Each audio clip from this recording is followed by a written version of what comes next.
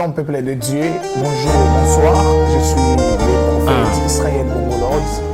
Une fois de plus, je viens encore aujourd'hui dans vos maisons pour vous ramener une nouvelle édition renommée La foi en Jésus-Christ ou La foi dans la vie chrétienne.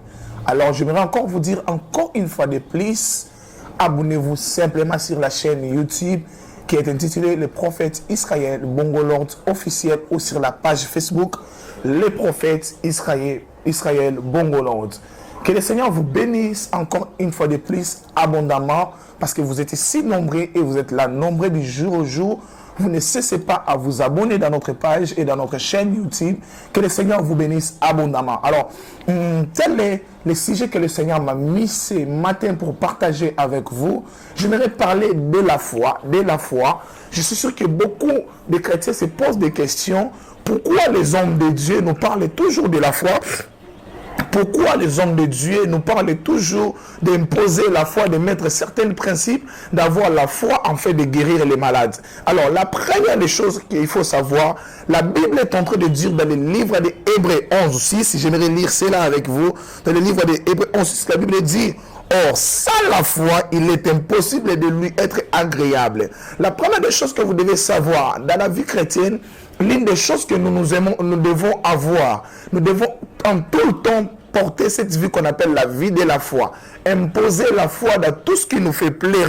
Parce que nous sommes des chrétiens, nous croyons en Jésus et nous aimons Jésus. Nous avons accepté Christ comme étant notre Seigneur et Sauveur. Alors, si tu as accepté Christ comme étant ton Seigneur et Sauveur, la première des choses avec Jésus, si tu veux voir la manifestation de surnaturel, si tu veux vivre la manifestation de toute forme des œuvres, si tu veux vivre la manifestation avec tout ce que tu fais, la première des choses que demander dans la vie chrétienne, il faut activer la foi. Pourquoi la foi? La foi est le seul pont qui relie le monde surnaturel, le monde invisible avec le monde visible qui est le monde naturel.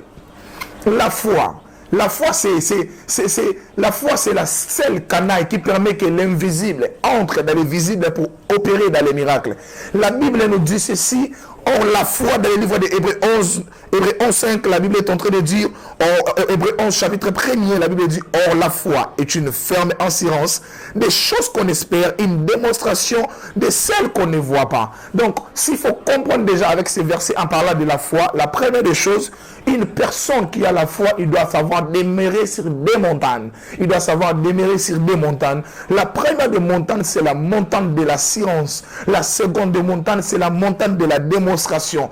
L'assurance, c'est lorsque toi tu crois. Je crois que Dieu peut agir. Je crois que Dieu peut guérir. Je crois que Dieu peut faire. Je crois qu'il y a le miracle qui peut se faire dans ma vie. Là, c'est la montagne de l'assurance où tu te mets à assurer, à croire que le Seigneur peut faire. Mais la seconde montagne que le Seigneur t'attend dans la dimension de la foi, c'est la dimension de la démonstration. Comment est-ce que nos foi peuvent attirer une démonstration? Nos foi peuvent attirer la démonstration lorsque nous croyons simplement à l'existence de notre Seigneur Jésus-Christ. Pourquoi croire à l'existence de notre Seigneur Jésus-Christ?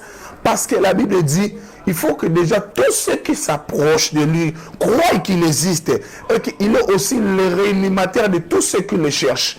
Donc, en première des choses, lorsque tu t'es assuré, lorsque tu as la capacité d'avoir l'assurance, s'assurer que Dieu a la capacité de dépanner, de décanter ma situation. Ce qui me fait pleurer. Il y a une personne déjà qui a payé la croix qui s'appelle Jésus. Je crois à l'existence de Dieu. Là, c'est l'assurance. Mais la dimension d'être rémunérateur de tous ceux qui le cherchent ou le réparateur des brèches. La dimension des réanimateurs, c'est la dimension de la démonstration.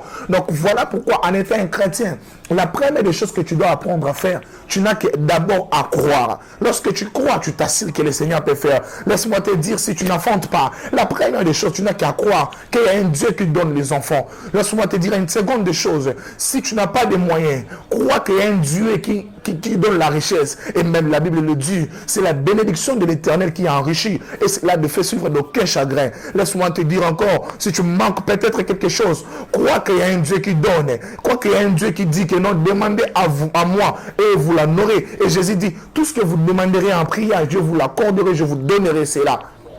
Là, c'est la dimension de l'assurance. La dimension de l'assurance, c'est fait simplement lorsque l'homme sait croire qu'il existe un Dieu invisible, mais dans ses promesses prend la forme invisible, dans ses promesses se manifeste dans le visible. La dimension de l'assurance, c'est lorsque l'homme sait reconnaître cette grandeur, qu'il n'a pas d'autre grand, il n'y a pas d'autre personne qui peut donner la solution, sauf que la solution se cache en Jésus. La dimension de l'assurance, c'est savoir faire de l'éternel ton délice. Et dans la démonstration, il te donnera tout ce que ton cœur désire. La dimension de l'assurance, c'est savoir poser son expérience, poser ses désirs en Dieu. Oh, j'aimerais déjà dire à une personne, et que ton problème qui est problème a déjà reçu la solution avant l'existence de ce monde. La Bible dit, lui qui nous a prédestinés à la gloire. Donc je peux croire que la souffrance que je vis n'est qu'une simple école. Pour moi, je fais qu'assurer que dans les jours à venir, ou maintenant là, le Seigneur peut te bénir aussi, il peut me bénir. C'est ça la première des choses qu'on doit mettre dans la foi. La foi, une personne qui a la foi, la première des choses qu'on reconnaît, une personne qui a la foi, c'est sa manière de s'assurer, de porter l'assurance que Dieu est là pour moi. Et de croire à l'existence de ces dieux. Et que ce Dieu est vivant. Ce Dieu est vivant, il existe.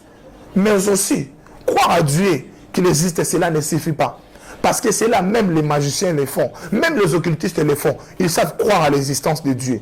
Mais la seconde des choses, c'est croire que Dieu peut me donner la solution dans tout. Et c'est là où commence la démonstration. La démonstration est née lorsqu'on sait s'assurer. La démonstration est née lorsqu'on sait croire. La démonstration est née lorsqu'on sait prier. C'est ça la démonstration. Tu ne peux pas vivre la manifestation de ta foi si tu ne sais pas t'assurer, si tu ne sais pas croire à ces dieux.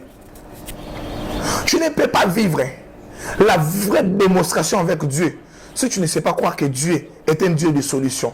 Alors dans la foi, il faut expérimenter cette chose. Dans la foi, Abraham a expérimenté Dieu selon les attributs qu'il a voulu voir Dieu.